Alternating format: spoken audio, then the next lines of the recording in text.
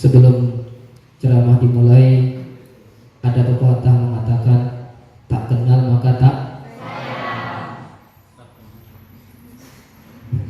Oke, sedikit saya membacakan biodata beliau atau kurikulum vitae. Yaitu biodata beliau adalah, nama beliau adalah Bapak Daud Badarudin SAG MPD, lahir di Tanjung Redop tahun 29 Desember 1971, alamat Jalan Albina 4 Ahsawa, Kelurahan Gunung Panjang, RT 15. Pendidikan terakhir beliau yaitu S2. Pengalaman organisasi di sini yaitu Wakil Sekretaris MUI Kabupaten Berau sampai dengan sekarang. Yang kedua yaitu Wakil Sekretaris Pengurus Cabang NU Berau sampai dengan tahun 2019. Dan saat ini beliau masih menjadi sebagai pengurus Masjid Nurul Ilmi di daerah Ahsawa. Mungkin pernah ada yang tahu atau memang tidak pernah tahu? Anak-anak tahu? Alhamdulillah. Saat ini kesibukan beliau yaitu sebagai karyawan swasta dan sebagai mubalik. Beliau ini termasuk guru saya juga, di mana ada pelatihan di situ juga ada saya dan ada beliau biasanya. Ya, demikian data pribadi beliau kami sampaikan. Untuk waktu dan tempat kami persilakan.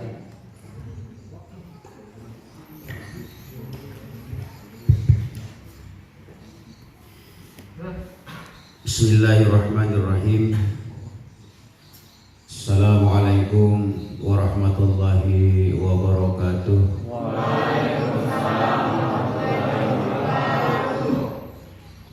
Alhamdulillahillazi arsala rasulahu bil huda wa dinil haqq liyuzhirahu 'ala ad-dini kullihi wa kafa billahi shahida.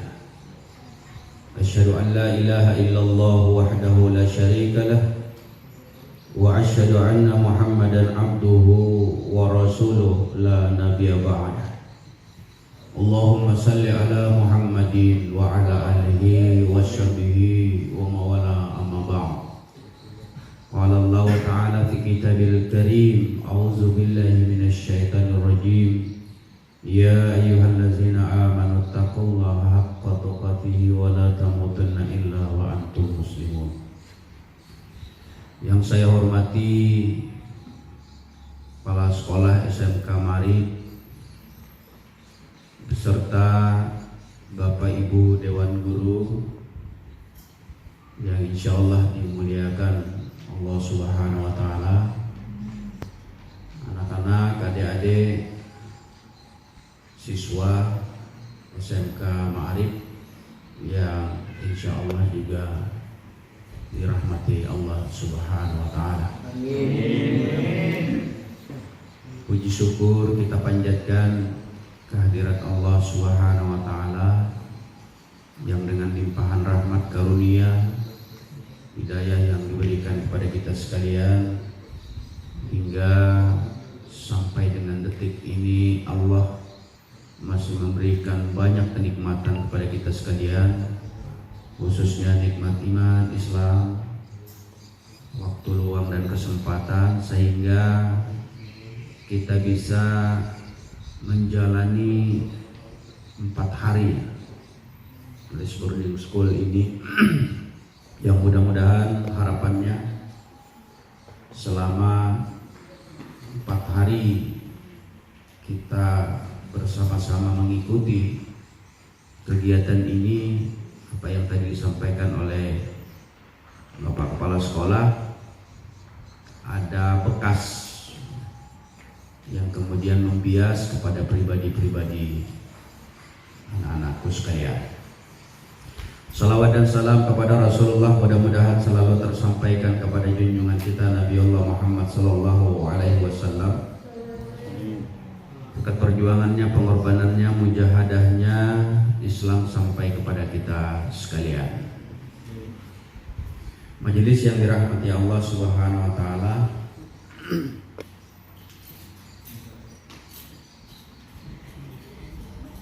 tadi disampaikan, kalau boleh saya katakan, harus digaris tebal.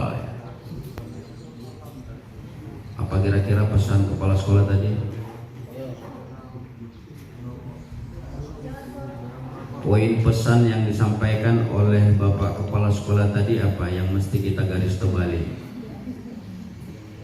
Ada yang ingat? Ya, rupanya itu yang terngiang-ngiang dalam pikirannya. Aduh, udah bisa lagi kita ini.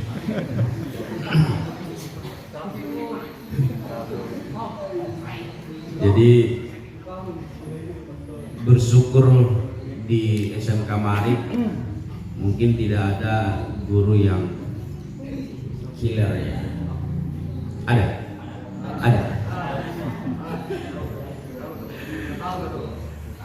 Saya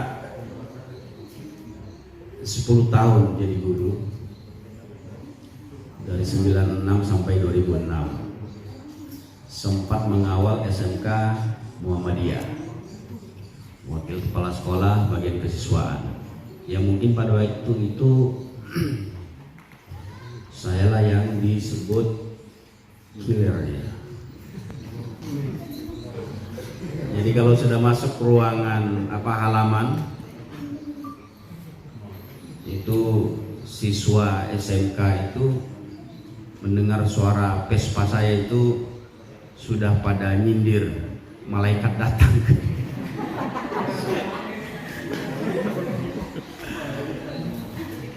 Dan memang diakui atau tidak, STM itu dengar namanya aja sudah beda dengan sekolah lain. Entah itu terhipnotis atau memang sudah menjadi apa ya. Jadi kalau sehingga juga memberikan pengaruh kepada anak-anak.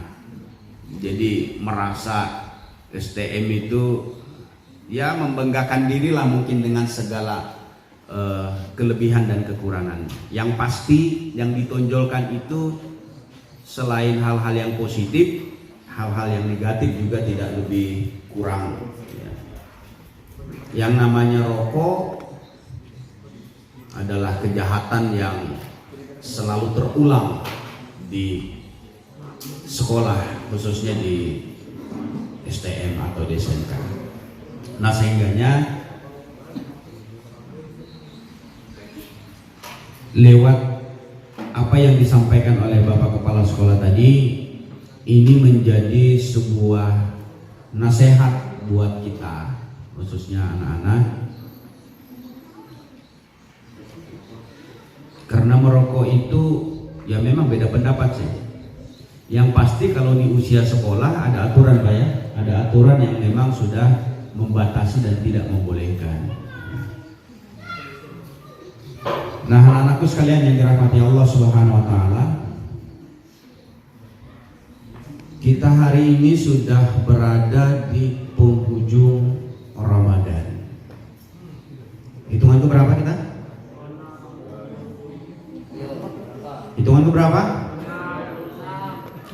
26 dan 27. Jadi kita bersyukur tahun ini bahwa kita akan dapatkan hitungan ganjil tidak berhenti. Ya. Karena kata Rasulullah, kalau sudah masuk 10 akhir di dalam bulan Ramadan, maka kita dianjurkan untuk selalu berjaga-jaga menanti-nanti yang namanya malam Lailatul Qadar, malam kemuliaan. Nah, tahun ini kita bersyukur dengan perbedaan yang ada itu bukan menjadi sesuatu yang menjadikan kita tidak semangat untuk ibadah, tapi justru semakin semangat. Karena kalau ada dua seperti ini, maka ganjilnya itu akan kita dapatkan terus-menerus. Ya. Majelis yang dirahmati Allah Subhanahu wa taala. Puasa Ramadan yang kita kerjakan hari ini puasa semua ya? Ada yang enggak ada angkat tangan? Enggak apa-apa jujur aja. Oh ya. Yang laki-laki laki-laki yakin puasa semua?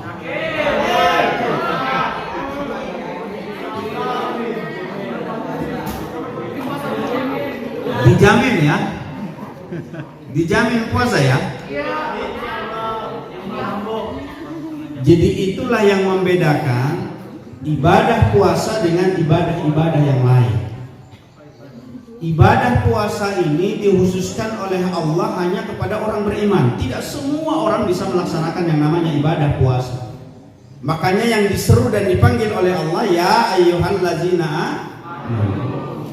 Jadi ada penghususan kalau ibadah puasa ini tidak semua manusia diperintahkan, tetapi secara khusus diseru dan dipanggil oleh Allah, ya ayyuhallazina amanu, hai orang-orang yang beriman, kutiba alaikumussyam kama kutiba alal ladzina min qablikum la'allakum tattaqun. Diwajibkan kita untuk berpuasa sebagaimana orang-orang sebelum kita, la'allakum tattaqun, agar bertakwa.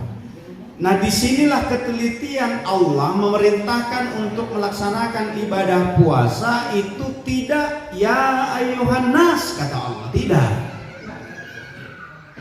Karena kalau Allah memerintahkan kepada seluruh manusia, pasti puasa tidak akan jalan.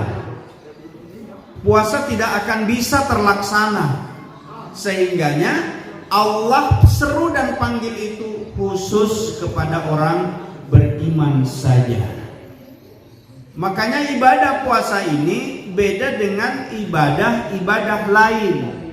Ibadah puasa ini disebut juga sebagai ibadah sirriyah, yang tidak nampak, yang tidak kelihatan, yang tidak bisa dipamer-pamerkan, yang tidak bisa ditonjol-tonjolkan, yang tidak bisa diperlihatkan kepada orang apakah kita puasa atau tidak. Makanya kalau saya tanya, jamin puasa? Insya Allah. Itu pun yang bisa meyakinkan. Artinya orang bisa percaya atau tidak, itu tergantung daripada orang. Tapi ibadah puasa yang kita kerjakan itu yang bisa menjamin hanya diri kita dengan Allah saja. Kalau orang lain tidak bisa. Makanya ibadah puasa ini berbeda dengan ibadah yang lain. Kalau ibadah-ibadah yang lain itu kecenderungannya untuk kita minta pujian orang lain, agar kita dilihat oleh orang lain, itu peluangnya besar. Coba perhatikan kalau kita sholat sendiri dengan orang banyak, beda nggak? Kenapa beda? Iya. Jadi kalau sholat di tengah orang yang banyak, Allahu Akbar. Jadi pengucapannya saja di dalam sholat, karena di tengah orang banyak, makhrajul hurufnya saja itu, waduh, seperti 15 tahun lah dia di Arab. Allahu Akbar. Ya.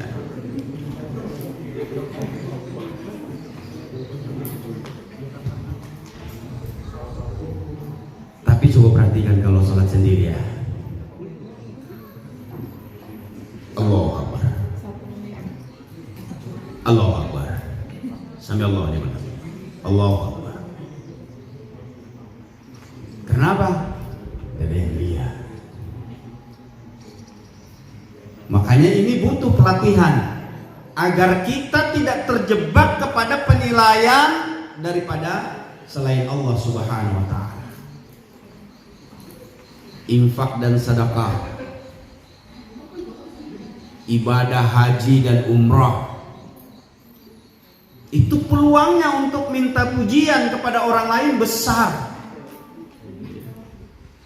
Maka ini berbahaya kalau kita tidak hati-hati dan tidak memfokuskan niat kita hanya kepada Allah Subhanahu wa taala. Karena kalau kita tidak bisa memfokuskan niatnya hanya tertuju kepada Allah Subhanahu wa taala, itulah yang menyebabkan hati kita berpindah kepada selain Allah Subhanahu wa taala.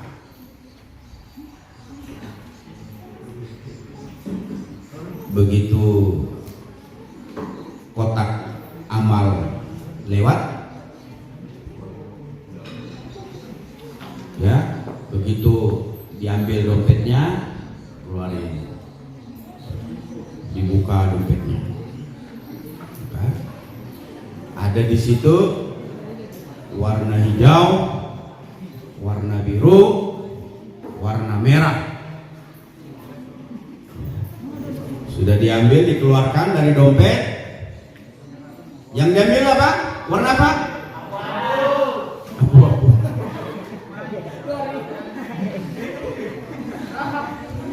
Terlalu banget tuh masih yang abu-abu. Diambillah yang merah. Diambil yang merah. Jadi nariknya itu ditarik. Cek. Masukkan. Lewat 100.000. Tapi begitu giliran abu-abu, ini langganan ini ya, pasti impaknya abu-abu terus ini. Kacau. Kalau sudah yang mau dimasukkan abu-abu, dilipat kecil-kecil. Dilipat kecil-kecil. Setelah dilipat itu mau dimasukkan, ditutup lagi dengan tangan. Muara apa itu, kotak amal ditutupi begini. Cet, masuk. Abu-abu masuk. Selamat dia. Beda dengan yang merah tadi. Ya. Dilipat rapi. Tangannya pun juga begini.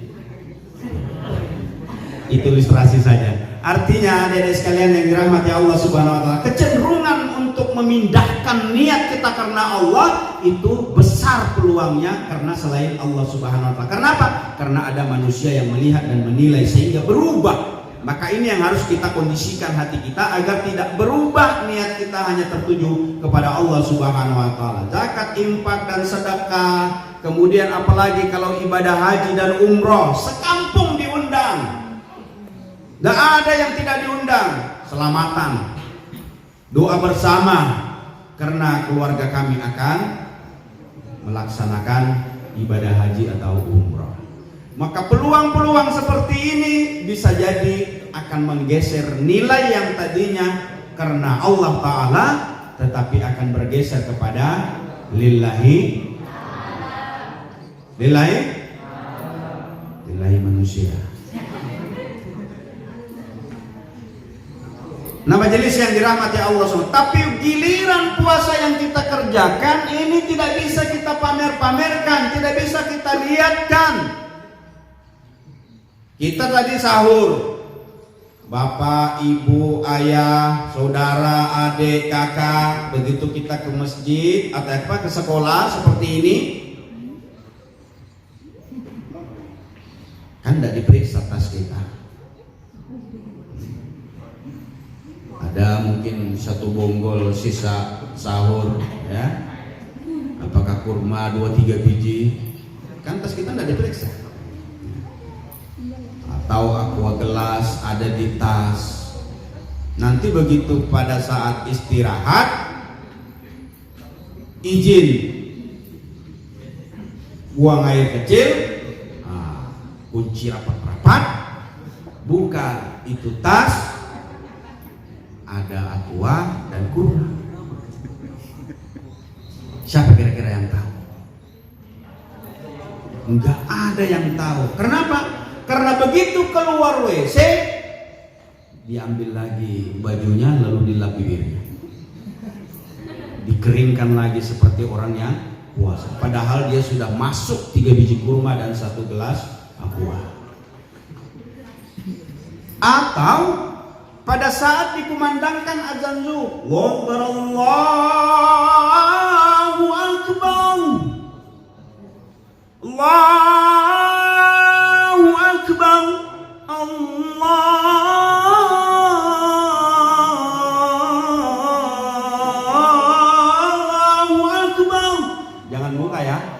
Belum, ini bukan azan maghrib.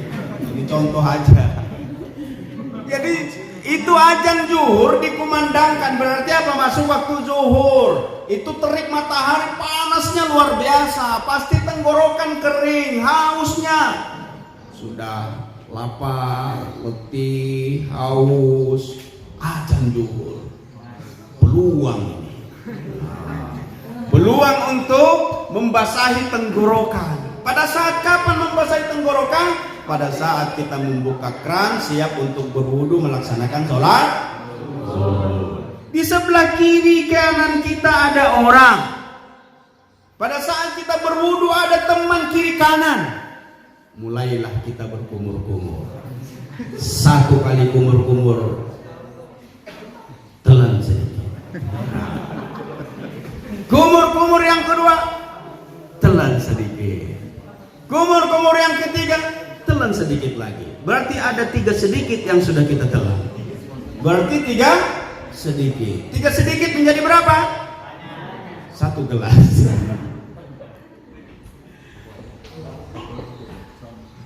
Nah, majelis yang dirahmati Allah Subhanahu wa taala. Begitu kita berwudu di tengah matahari yang terik menjelang zuhur, kita haus, tenggorokan kering, lalu kemudian kita berwudu, maka bisa saja kita masukkan 1, 2, 3 kali tegukan air pada saat kita berkumur-kumur. Paling tidak membasahi tenggorokan. Begitu kita lakukan, berkumur-kumur dengan 3 sedikit tegukan tadi, maka teman kita sebelah kanan, teman kita sebelah kiri, insya Allah tidak ada yang tahu. Dia tidak akan tahu ternyata kalau sudah korup air.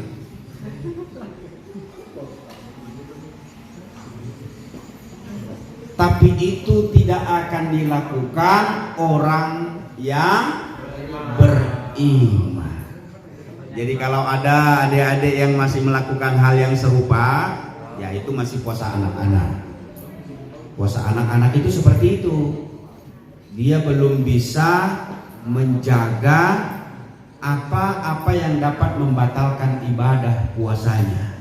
Karena kalau sudah memasukkan makanan dan minuman ke tenggorokan, berarti itu membatalkan puasa. Nah, makanya puasa ini tidak hanya sebatas kemampuan fisik untuk menahan haus dan lapar. Karena kalau kita dilatih untuk tidak makan dan minum, dari kita menjelang masuk subuh sampai nanti masuk maghrib, insya Allah kita akan kuat. Walaupun berbeda ketika kita puasa dengan tidak. Karena 8 sampai 9 jam kita tidak mendapatkan asupan makanan, maka secara otomatis ini juga akan berpengaruh kepada fisik kita, tenaga kita. Dan memang lapar, memang haus puasa itu. Ya bersyukurlah kalau ada yang puasa lalu kemudian tidak merasa haus dan lapar. Tapi rasa-rasanya setiap orang yang puasa akan merasakan yang namanya haus dan lapar. Karena memang kita diperintahkan untuk berhaus-haus dan berlapar-lapar di dalam bulan Ramadan ini. Itulah bagian daripada ujian Allah untuk kita melaksanakan ibadah puasa. Tapi kalau urusan kita menahan haus dari minum, menahan lapar dari makan, secara fisik itu kita akan mampu, bahkan tidak hanya sekedar 8, 9, 15 sampai 20 jam pun juga kita masih bisa untuk bertahan. Tapi persoalannya, puasa ini disyariatkan tidak hanya sekedar batas fisik saja, tetapi lebih daripada itu. Puasa ini juga menahan dari segala sesuatu yang dapat membatalkannya. Jadi tidak hanya sekedar fisik untuk menahan haus dan lapar, tapi ada perbuatan-perbuatan yang mesti juga harus kita jaga sampai nanti selesai kita melaksanakan ibadah puasa. Inilah bentuk pelatihan yang diberikan oleh Allah kepada kita, yang tidak hanya terkonsentrasi kepada fisik dan jasad kita, tapi juga hati kita, kalbu kita, jiwa kita. Sehingganya di dalam berpuasa itu bukan hanya sekedar kita menghindari makanan dan minuman, tapi mulut kita, kaki, tangan kita, dan bahkan hati kita pun juga ini harus dipuasakan. Mulut, hati-hati, jangan sampai kita membicarakan, menggunjing, menghina daripada orang lain. Maka tetap harus terjaga kalimat demi kalimat, kata demi kata, jangan sampai ini merusak daripada nilai ibadah puasa yang kita kerjakan. Tangan ini juga harus kita puasakan dari memegang, mengambil yang bukan hak kita. Kaki juga dipuasakan dari hal-hal yang memang dilarang kita untuk melangkah. Jadi semuanya dipuasakan. Makanya ibadah puasa ini yang mampu mengontrol, yang mampu menilai, yang bisa mengawasi bukan manusia, tapi Allah semata. Nah, majelis yang dirahmati Allah Subhanahu wa taala, sehingganya tidak sedikit kata Rasulullah, orang yang berpuasa itu yang dia dapatkan tidak lebih dari hanya sekedar haus dan laparnya saja. Nah, siapakah yang dimaksudkan Rasulullah yang dia dapatkan dari puasanya itu tidak lebih dari haus dan lapar? Itulah orang-orang yang tidak berupaya menjaga ibadah puasanya. Ya seperti saya katakan, puasanya anak-anak, puasa yang tidak merasakan bahwa Allah yang mengawasi, Allah yang melihat, Allah yang kita yakini keberadaannya dimanapun kita berada, ada orang banyak atau tidak ada orang, Allah kita yakini melihat apa yang kita lakukan. Maka kita berjaga-jaga, jangankan untuk membatalkan ibadah puasa, mengurangi nilai daripada ibadah puasa pun kita tetap jaga, jangan sampai berkurang, apalagi batal. Nah, modal iman inilah sesungguhnya yang menjadi dasar daripada orang melaksanakan ibadah puasa. Dengan keyakinannya bahwa dia diawasi, dikontrol, dinilai, dilihat oleh Allah Subhanahu wa taala, maka di tempat ramai ataupun di tempat yang tersembunyi, orang yang berpuasa tetap untuk melakukan kaidah-kaidah puasa sesuai apa yang disyariatkan. Dia tidak berbohong, dia tidak di luar pandangan manusia, bukan urusannya, tetapi dia yakin betul hanya Allah saja yang memberikan penilaian. Nah, betapa banyak kata Rasulullah orang yang berpuasa tapi yang dia dapatkan tidak lebih dari haus dan lapar. Nah, kan sayang kalau kita termasuk kategori yang dikatakan oleh Rasulullah, sudahlah kita bangun tengah malam, makan kita sahur, lalu kemudian kita berpuasa dengan saudara, keluarga, bapak, ibu, lalu kemudian ternyata puasa kita bohong-bohongan. Kita tidak bisa menjaga, hanya sekedar kita menjaga bahwa di mata manusia, di mata orang tua, di mata saudara, di mata siapapun bahwa kita berpuasa. Padahal dia tahu persis bahwa dia tidak berpuasa. Nah, ini tidak dilakukan oleh orang beriman. Sehingganya apa yang dikatakan oleh Rasulullah, betapa banyak orang yang berpuasa hanya mendapatkan haus dan lapar saja. Nah, tentu bagi kita tidak dikehendaki berpuasa yang demikian, karena berpuasa yang kita kerjakan ini tujuannya banyak.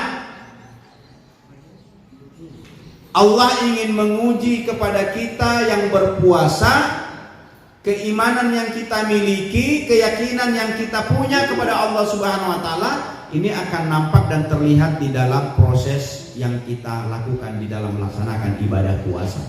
Karena di dalam ibadah puasa itu ada kesabaran, ada kejujuran, ada keikhlasan. Kalau komponen-komponen ini tidak ada di dalam berpuasa, itulah yang menyebabkan, kata Rasulullah, tidak sedikit orang yang melaksanakan ibadah puasa, tapi yang dia dapatkan tidak lebih dari haus dan lapar saja. Nah, maka di dalam ibadah puasa kita, kesabaran itu mesti. Kalau belum waktunya berbuka puasa, walaupun hanya sekedar hitungan menit, belum waktunya ya jangan. Kita misalnya sudah nggak tahan ini, sudahlah buka aja, kan tinggal 2 menit juga, nggak bisa. Atau begitu sudah masuk imsak atau menjelang subuh, as-salatu khairum minan naum, baru aja minum, masih minum, jangan. Ya kita bersyukur ada imsak ya. Imsak itu wanti-wanti supaya nanti jangan sampai begitu azan subuh kita masih makan. Kalau dalam fikih imsak itu masih bisa kita makan. Hanya berjaga di Indonesia aja rasanya kalau ada imsak itu. Itulah luar biasanya negeri kita ini. Ya. Jadi mengingatkan karena dia tahu kalau orang Indonesia itu sering lupa. Masih ajan, masih sudah asal khairum minan naum, masih juga kopinya belum habis, rokoknya masih 2-3 batang dihisap. Ya.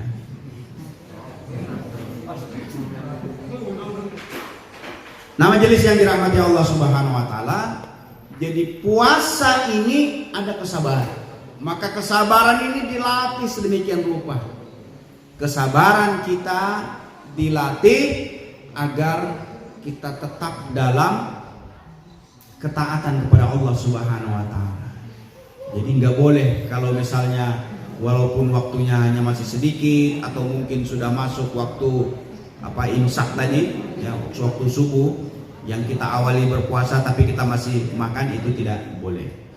Jujur ya, di dalam ibadah puasa ini mesti. Jadi yang biasanya teman-teman sering guyon, sering kita mau bohong-bohongan pada saat puasa, itu kita jaga itu. Walaupun main-main, tapi tetap kita jaga, jangan sampai kita melakukan kebohongan. Ya. Makanya orang berpuasa itu dengan segala kehati-hatiannya, jangan sampai dia melakukan kebohongan. Karena ini akan berpengaruh kepada nilai ibadah puasanya. Nah, majelis yang dirahmati Allah Subhanahu wa taala, kesabaran, kejujuran, kemudian keikhlasan pasti insya Allah akan kita miliki. Mengharap ridha Allah semata, karena kata Allah, urusan puasa ini aku yang memberikan penilaian. Jadi kita yang sudah benar-benar melaksanakan ibadah puasa ini harus benar-benar kita jaga, jangan sampai mengurangi nilai daripada puasa itu sendiri, apalagi sampai membatalkan ibadah puasa. Nah, hal-hal yang dapat membatalkan puasa tentu semua kita sudah paham, sudah mengerti. Kalau kita berbohong, berdusta ya, itu otomatis juga sudah membatalkan ibadah puasa kita. Majelis yang dirahmati Allah Subhanahu wa taala, ada hadis Rasulullah yang diriwayatkan Ahmad, kalau sekiranya umatku mengetahui segala kebaikan di dalam bulan suci Ramadan, niscaya mereka menginginkan agar semua tahun menjadi Ramadan. Dikarenakan semua kebaikan itu berkumpul di bulan suci Ramadan, ketaatan bisa diterima, semua doa dikabulkan, semua dosanya diampuni, dan surga senantiasa merindukannya. Nah, majelis yang dirahmati Allah Subhanahu wa taala, inilah kalau sekiranya kata Rasulullah kita tahu betapa keutamaan fadilah daripada Ramadan ini, maka kita kepengen sepanjang tahun itu Ramadan. Kira-kira mau enggak kalau sepanjang tahun Ramadan? Mau enggak? sebulan aja susah. Mana mau setahun. Disitulah maha adilnya Allah Subhanahu wa Ta'ala. Dari 12 bulan cukup 1 bulan saja konsentrasikan fokus kita untuk ibadah kepada Allah Subhanahu wa Ta'ala. Karena di dalam bulan Ramadan ini dipersiapkan oleh Allah yang namanya rahmatnya, ampunannya. Itu yang ingin kita raih dan kita kejar di dalam bulan Ramadan. Rahmatnya Allah itu kebaikan yang dimiliki oleh Allah lalu diberikan kepada kita. Bahkan rahmat inilah sesungguhnya yang menyebabkan kita dimasukkan ke surganya Allah Subhanahu wa Ta'ala. Jadi ada orang yang rajin sujud, ruku, puasa, melakukan kebaikan-kebaikan, amal-amal soleh. Bukan itu kata Rasulullah yang menyebabkan dia dimasukkan ke dalam surga. Tapi yang menyebabkan dia dimasukkan ke dalam surga adalah rahmatnya Allah Subhanahu wa Ta'ala. Kebaikan dan kasih sayangnya Allah, keridhaannya Allah, itulah yang ingin kita raih. Nah, di dalam bulan Ramadan itu disiapkan oleh Allah Subhanahu wa Ta'ala. Nah, mudah-mudahan rahmat Allah itu akan kita raih di dalam bulan Ramadan. Siapakah yang mendapatkan rahmat di bulan Ramadan? Adalah orang-orang yang benar-benar berupaya semaksimal mungkin memanfaatkan kehadiran Ramadan, yang tidak terasa hitungannya dari hari ke hari, 1, 2, 3, ternyata hari ini kita sudah masuk ke hitungan 26. Mudah-mudahan lebaran jadi. Jadi gak kira-kira ini lebaran? Tapi lebaran itu miliknya orang yang berpuasa. Nah, orang yang gak puasa itu numpang-numpang aja dia. Bukan gak boleh, boleh aja, tapi numpang. Karena yang namanya hari lebaran itu hari kemenangan. Nah, gimana kok mau menang? Puasa enggak? Murokonya iya. Jadi yang takbir mengagung-agungkan asma Allah yang maha besar. Allahu Akbar, Allahu Akbar. Nangis-nangislah. Apalagi yang berpisah dengan orang tua, jauh di perantauan. Ada bapak ibu guru yang tidak bisa mudik, tidak bisa ketemu dan kumpul keluarga. Begitu takbir itu, takbiran pasti itu mengharu biru. Tapi lagi-lagi itu miliknya orang yang berpuasa, karena dia merayakan kemenangannya selama di bulan Ramadan. Dia sudah menahan yang namanya haus, yang namanya lapar, dan segala sesuatu yang membatalkan ibadah puasa. Maka begitu masuk 1 Syawal, dia bergembira. Dia bergembira, melantunkan, mengagungkan, memuji asma Allah. Nah, makanya di dalam bulan Ramadan ini mari kita berupaya untuk memanfaatkan momennya agar kita mendapatkan rahmat Allah Subhanahu wa Ta'ala. Lalu kemudian ada ampunan daripada Allah Subhanahu wa Ta'ala. Ampunan Allah ini dibuka selebar-lebarnya kepada kita agar segala salah, dosa, maksiat yang kita lakukan itu bisa terhapuskan.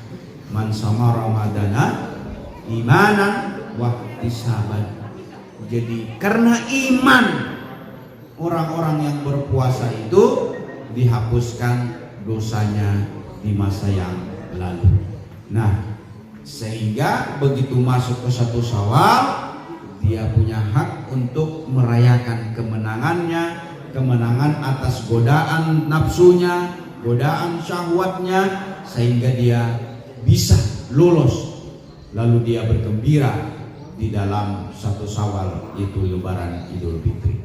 Nah, terakhir, mari manfaatkan Ramadan yang masih tersisa 3 atau 4 hari ke depan ini untuk meraih malam yang penuh kemuliaan. Inna anzalnahu fi lailatul qadar wa ma adraka lailatul qadar. Jadi apa yang dimaksud dengan malam kemuliaan itu? malam kemuliaan itu kata Allah malam yang sama derajatnya, sama nilainya dengan 1000 bulan. 1000 bulan itu hitungannya 8 bulan kurang lebih. Ketika Lailatul Qadar atau malam kemuliaan yang penuh kemuliaan turun kepada kita, lalu kemudian kita melakukan kebaikan-kebaikan, melakukan amal-amal soleh, pada saat yang bersamaan disitulah Allah memuliakan kita. Makanya dianjurkan 10 terakhir Ramadan ini untuk kita iktikaf, untuk kita menguatkan amal-amal ibadah kita kepada Allah Subhanahu wa taala.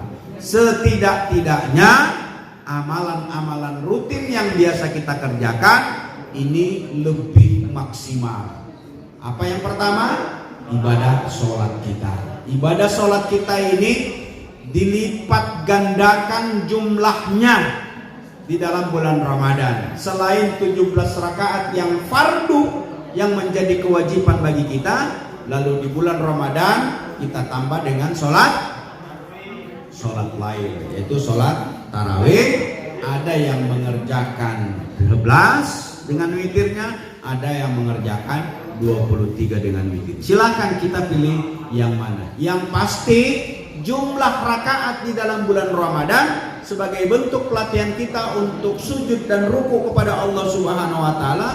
Kalau kita mengerjakan 11 rakaat saja selama 1 bulan ada 721 rakaat yang kita kerjakan. Bagaimana kalau hitungan 23? Bagaimana kita tambah lagi dengan sholat lail, sholat tahajud?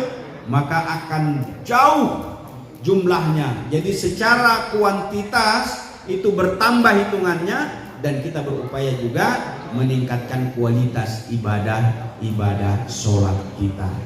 Jadi jangan sampai ada yang puasa lalu kemudian tidak sholat.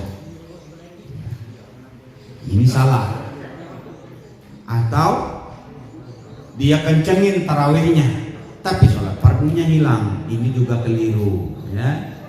Jadi seolah-olah sholat tarawih itu menjadi wajib, sementara sholat wajibnya ditinggalkan. Jadi sholat fardu itu yang lebih utama dulu, ya.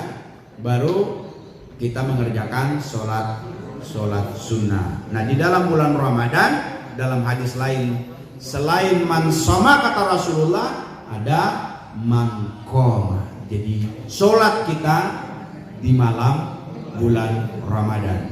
Nah, mudah-mudahan kita bisa memanfaatkan momen Ramadan ini untuk menjadi generasi soleh dan solehah, menjadi anak-anak yang berbakti kepada kedua orang tua, santun dan patuh kepada Bapak Ibu Dewan Guru, dan menghargai daripada siapapun yang ada di lingkungan kita. Karena sesungguhnya amal-amal ibadah yang kita lakukan itu akan berefek dan berbias kepada tingkah laku kita.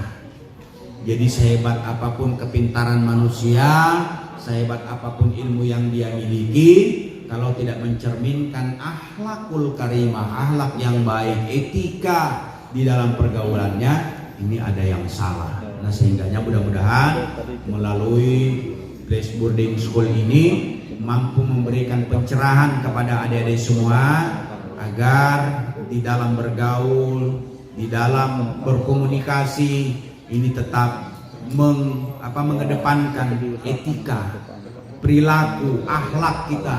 Karena bagaimanapun akan dilihat nanti bagaimana cara bergaul kita, akhlak kita. Ini yang menjadi keutamaan, tidak hanya sebatas kecerdasan intelektual kita, ya. Tidak hanya sekedar kecerdasan ilmu yang kita dapatkan di sekolah, tapi lebih kepada menyeimbangkan ilmu secara intelektual yang kita miliki. Ini juga akan terimplementasi di dalam amal atau tingkah laku, etika keseharian kita. Saya kira itu Bapak Ibu apa yang dapat saya sampaikan di dalam kesempatan ini. Masih ada waktu kita menjelang berbuka puasa karena katanya ada session tanya jawab, ya. Masih lama ini, masih ada waktu 20 menit kurang lebih. Silakan untuk yang ingin bertanya. Mudah-mudahan nanti pertanyaan yang diajukan bisa saya jawab. Kalau sekiranya ada pertanyaan yang belum bisa jawab, saya bawa pulang dulu ya pertanyaannya. Nanti kapan-kapan tahun depan baru kita jawab. Bisa? Ya, saya kira itu dari saya. Saya serahkan ke moderator. Terima kasih. Assalamualaikum warahmatullahi wabarakatuh. Waalaikumsalam warahmatullahi wabarakatuh. Oke, untuk sesi tanya jawab mungkin satu orang dulu. Mungkin ada dari siswa.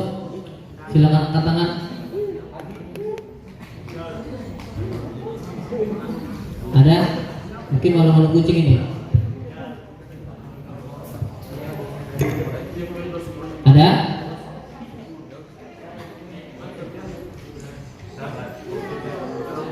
Ayo.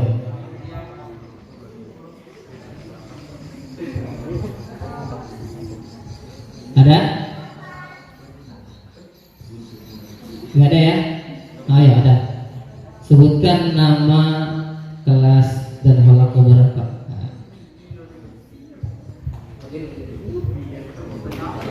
Assalamualaikum warahmatullahi wabarakatuh. Perkenalkan, nama saya Sofian Sari dari kelas 11 GP Moloko 6. Saya ingin bertanya, amalan apa yang paling baik kalau kita kerjakan di hari Jumat? Sekian, terima kasih.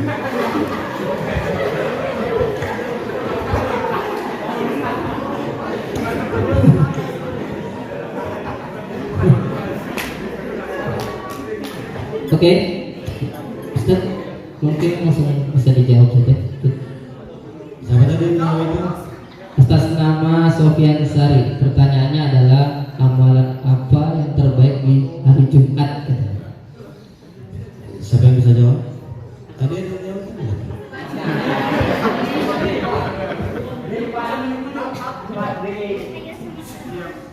Jadi hari Jumat itu dalam Islam merupakan penghulu hari yang dilebihkan kebaikannya. Semua hari itu baik, tetapi Jumat itu dilebihkan dibanding dengan hari-hari yang lain, sehingga ada kebaikan-kebaikan atau amal-amal yang menjadi kelaziman bagi kita untuk melakukan rutinitas.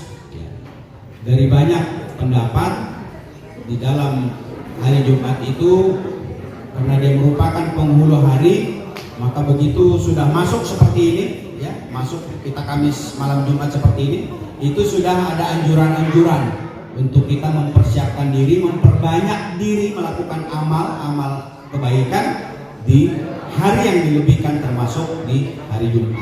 Nah, apa saja? Banyak. Misalnya membaca suratul Yasin, padahal walaupun ya, membaca keseluruhan Al-Quran itu juga lebih baik. Cuma tidak sedikit orang melebihkannya untuk mengambil, membiasakan membaca surat Yasin. Lalu kemudian apa? Memperbanyak zikir, mengingat Allah Subhanahu wa Ta'ala. Bahkan ada anjuran untuk kita membaca surat apa? Al-Kahfi. Nah, kebaikan-kebaikan seperti ini adalah kelaziman yang tentunya diharapkan kepada kita pelan-pelan untuk bisa melakukannya. Begitu masuk siang, ya, masuk siang pagi itu juga kita sudah mempersiapkan diri bagi yang laki-laki, ya, untuk melaksanakan sholat Jumat. Nah, jadi rutin bisa kita lakukan, termasuk dianjurkan kita memotong kuku, ya. Jadi ada hari-hari yang memang kita dianjurkan untuk melakukan itu, khususnya di hari Jumat. Saya kira itu ya. Untuk pertanyaan kedua atau pertanyaan terakhir ada? Atau dari guru-gurunya mungkin ada yang bertanya?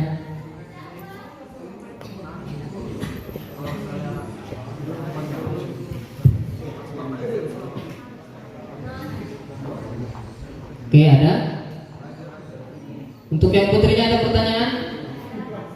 Tidak ada.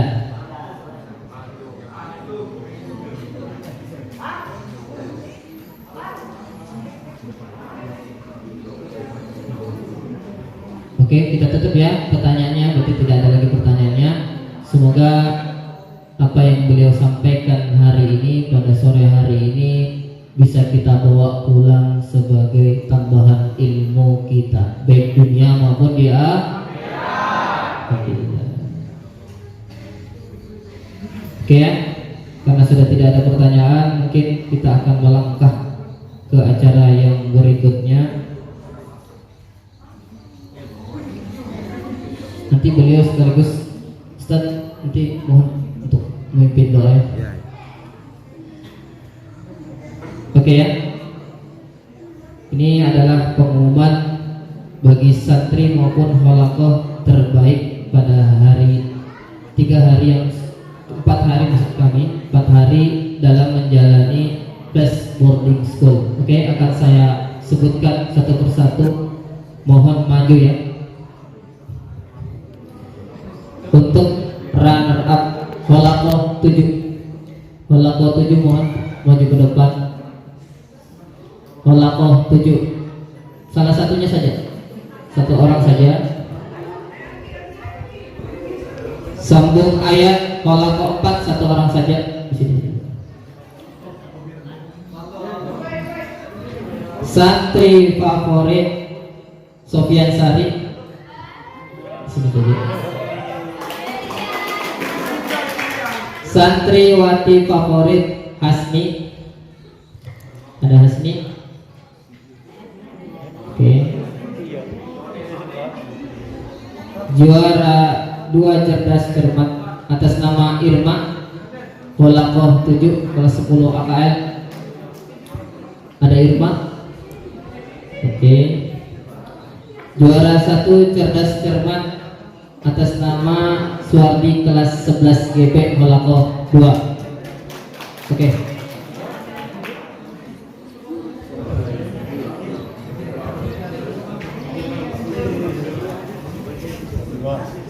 Oke, kita akan melakukan penyerahan simbolik kepada kepala sekolah. Kami mohon kesediaannya untuk memberikan secara simbolik kepada santri dan khalaqah yang terbaik pada hari ini. Silakan bersusun.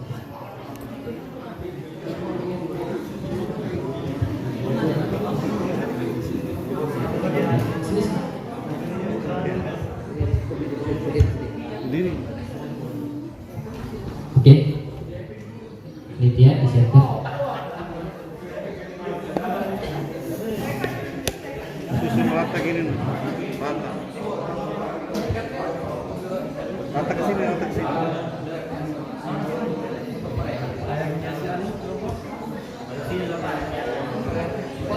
Dipoto.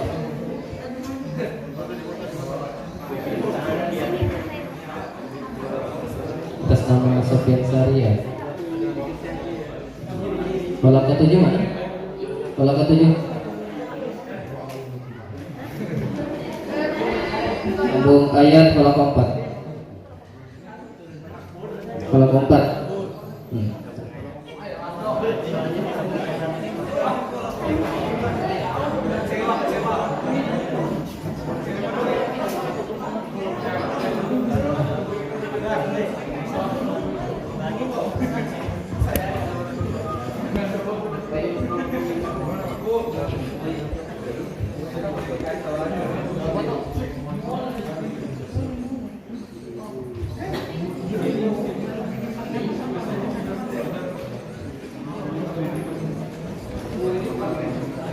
Runner up khalaqah 7.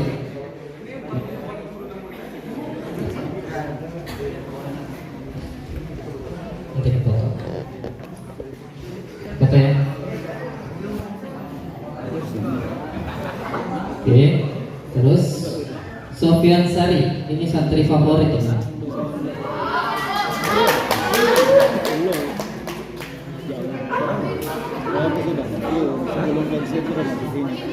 Sofyan Sari. Gimana?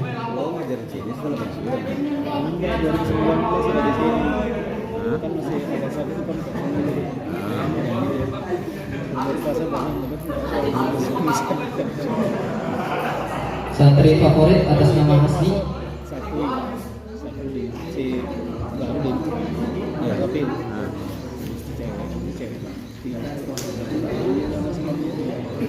Oke, sudah. Cerdas cermat atas nama Irma Halakoh 7.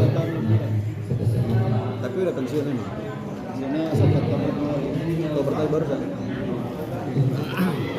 Indonesia.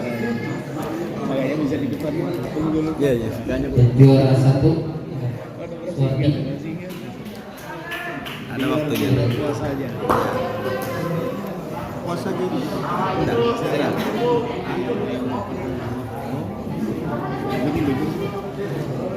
Ya, ada dekat kan. Oke, kembali ke tempatnya. Oke, sekarang ada peserta terbaik. Siap-siap ya. Saya akan sebutkan namanya. Muhammad Radu. Silakan maju. Abdi Galih. Abdi Galih, silakan maju. Muhammad Fadli.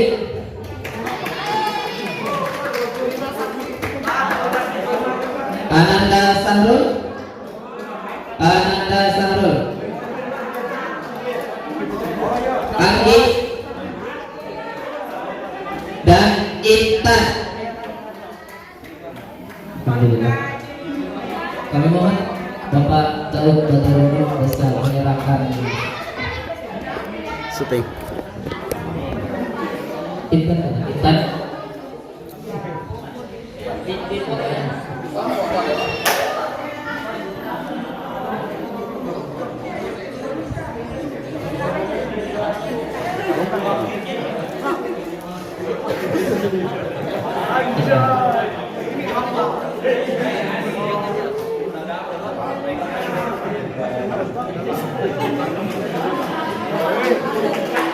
Oke, selanjutnya. Isinya masuk.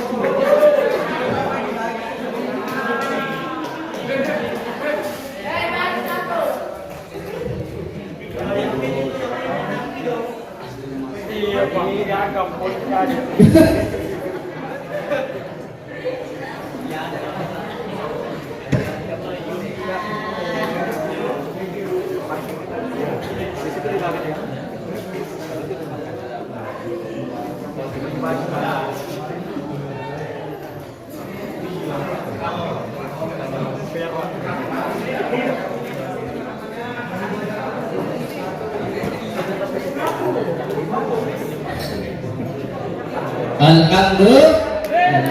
Silakan kembali ke tempatnya.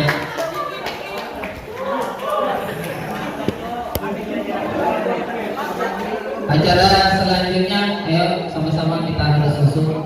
Insyaallah akan dipimpin doa oleh Bapak Daud Badarudin SAG BMPD. Kami mohon kesediaannya untuk berdoa pada hari tersebut hari ini mendapat keberkahan dari Allah Subhanahu wa taala.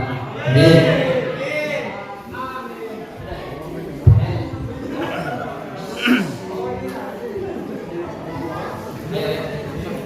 Mari kita menghajat kepada Allah Subhanahu wa taala. Mohon konsentrasi adik-adik semua. Kita mulai dengan istighfar.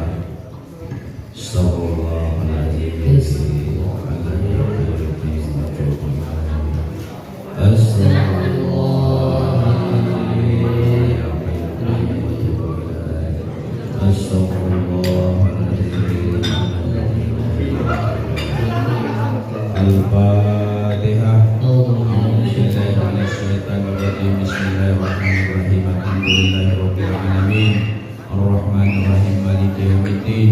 Iyyaka na'budu wa iyyaka nasta'in. Ihdinas siratal mustaqim. Siratal ladzina an'amta 'alaihim ghairil maghdubi 'alaihim waladdallin. Amin ya Allah. Amin. Bismillahirrahmanirrahim. Alhamdulillahirabbil alamin. Hamdan ni'amahu wa yuqafi mazidah. Ya Rabbana lakal hamdu kama yanbaghi li sultani. Allahumma salli ala Muhammad wa ala sayyidina Muhammad. Allahumma rabbana taqabbal minna salatana وصيامنا وقيامنا ورقدنا وسجودنا وتوبنا إن شاء الله يا رب العالمين. ربنا اغفر لنا ولوالدينا وارحمهما كما ربيانا صغيرا ولجميع المسلمين والمسلمات والمؤمنين والمؤمنات الأحياء منهم والأموات إنك على كل شيء قدير. اللهم إنا نسألك سلامة في الدين وعافية في الجسد وزيادة في العلم وبركة في الرزق وتوبة قبل الموت ورحمة عند الموت ومغفرة بعد الموت. اللهم حول علينا في شربة الموت ومن الحساب. ربنا هب لنا من أزواجنا وذريتنا قرة أعين واجعلنا للمتقين إماما. ربنا آتنا في الدنيا حسنة وفي الآخرة حسنة وقنا عذاب النار. سبحان ربك رب العزة عما يصفون وسلام والحمد لله رب العالمين.